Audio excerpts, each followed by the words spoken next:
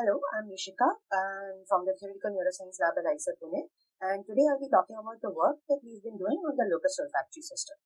First, let's look at olfaction. Olfaction is a very interesting system to study sensory coding because not only is it one of the oldest sensory systems, but is able to support really complex dynamic stimuli, and the structure-function relationships have been highly conserved over evolutionary history. Which brings us to our tiny critter friends, the insects. Insects are highly reliant on olfaction for daily activities such as foraging and locating mates in a really dynamic environment. Now, the process of olfaction goes through three stages: detection, decorrelation, and sparsing.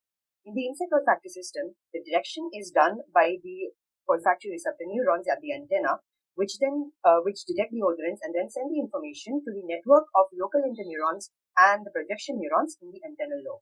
There, the interaction between the different networks of inhibitory local interneurons and excitatory PNs lead to the decorrelation of different odor identities, which is then further made distant from each other by a process of sparsening under feedback inhibition by the GGN. So this is how the network structure looks like. With this ahead, we ask the question, what's so special about Locust?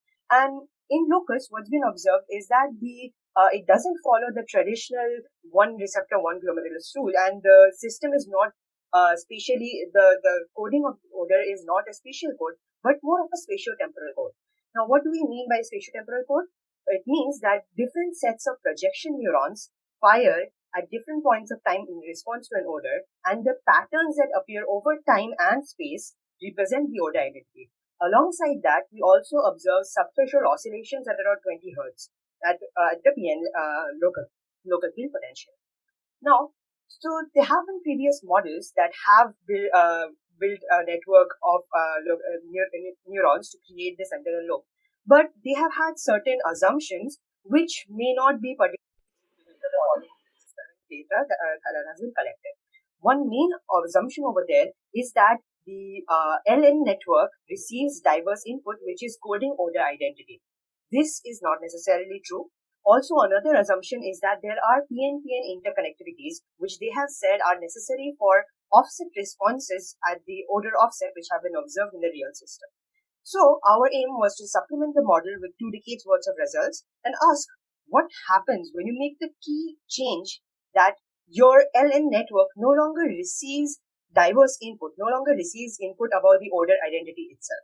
And so with this, we first had to model the olfactory receptor neurons, for which we did a survey of literature.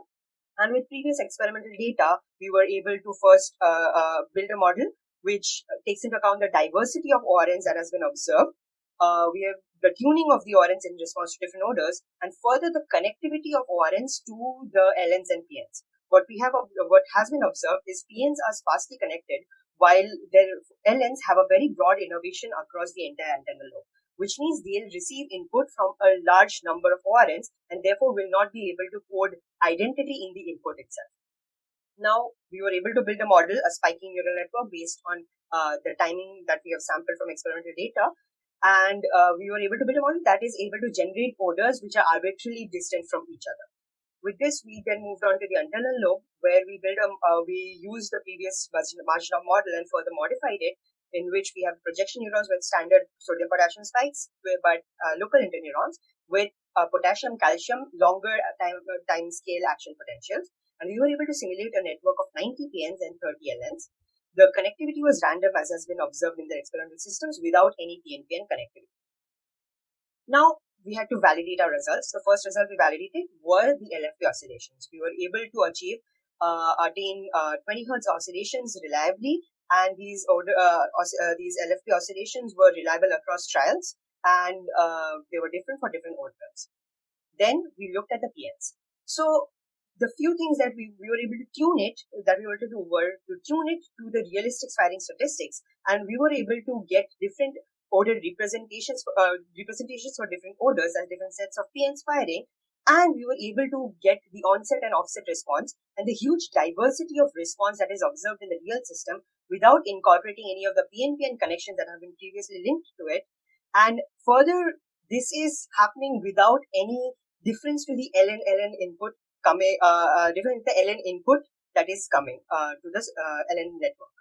Now, then we looked at the LN itself, And the LNs were just like observed in the experimental data. All of them responded in response to all odors, while there were differences in firing rate. But and they did not seem to code identity at just an activity level. But then we dwell deeper into the activity of the LN, and it turns out that there is early stereotypy in the activity of LNs, which differs from LN to LN and from odor to odor, which seems to suggest that there is spatial temporal coding of odor identity within the LN network, LN activity itself, which seems to suggest that despite not getting diverse input, it is able to go into some kind of a attractor like dynamics, which is what we suspect might be the case, that is able to give us a reliable representation of the odor itself. So we further looked at the activity by decomposing it down to the PC space. We took the 90-dimensional activity space of the PNs and the 30-dimensional activity space of the LNs and projected down to the three PCs.